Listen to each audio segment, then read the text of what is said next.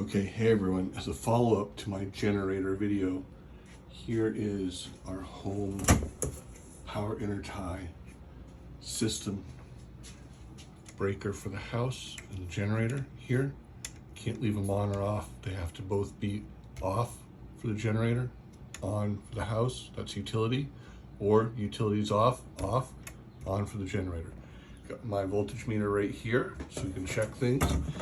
And let's go outside. Take a look at the generators. Here's some good girls sleeping right here. See that? Some good girls sleeping right there. All right. So we got one generator that lives right here. And this generator, you see, is a tri-fuel Champion, 10,000 watt, 8,000 watt running.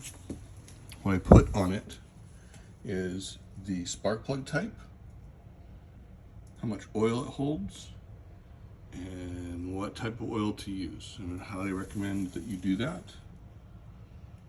And this one in particular has a lot of very nice outputs. Now, the other thing I'll note is that the battery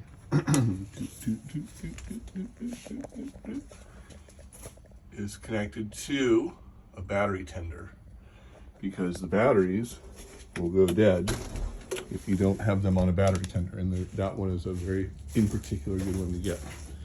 Here's our, let me take some stuff off this, which I thought I'd have. You need a bellows. It's my favorite toys as a kid. This is our main house generator. Get the cover off of it. This is a Champion, it's a tri-fuel, and you see that it has very high capacity outputs. Again, it's connected to a battery tender. Same one, same exact one I showed you before. And then what you do is you plug it into, let me go over here. Plug it into this guy that the electrician put in. Yep. And you see I've labeled what it is. It's let me get my flashlight out of the way here. It's that. It's a very specific type of NEMA plug that you plug in. And then when you flip the breakers on the house control panel, it will allow this generator in particular to run the entire house. And the other thing I would say is, again, for my other video, cover this up. For my other video, you got to make sure that you change the oil in these things on a routine basis, even if you don't use them. And you need to do a load functionality test on a monthly basis to make sure it still works. These are our gas lines that we use. Oh, let me show you that. I forgot to show you the gas tap. So we had our plumbers come out. Let me show you this. Where's my headlight? And they put in this gas tap.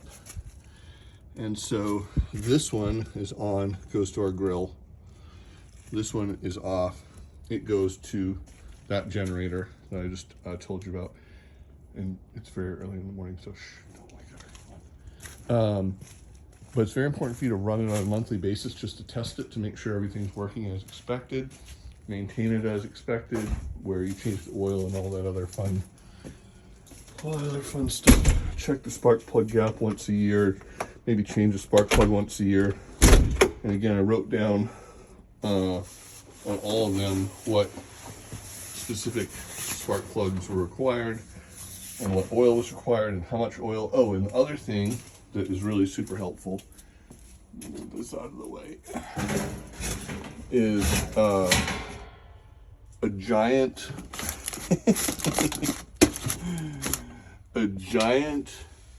graduated cylinder, plastic graduated cylinder.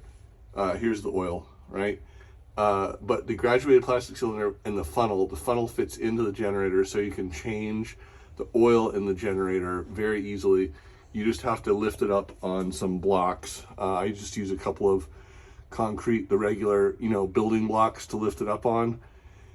And then you change the oil. I have all the spare oil filters right here. You're gonna need those because you're gonna also want to change the oil filters for the large generators. Some of the small generators don't need oil filters. They just run regular straight oil.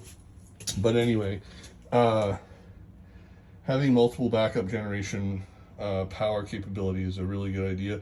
This one, this 10,000 will not run the house. The one out there will run the whole house. And I don't have the Honda here. The Honda is at the farm, but the Honda is really for the RV. There's another one that's a manual start, that another Champion product that we use at the farm. But that's essentially the overview of generators that we use. The large one outside is a V-twin, so it's 2-cylinder. All the other ones we have are single cylinder. They're all gasoline, but they're also tri-fuel, so they'll all not the Honda, but all the Champions will run on LPG, natural gas, as well as gasoline. And we have tons of backup fuel if we need it. And here's some more good girls. Good girls. And that's it for the generators. Talk to you next time.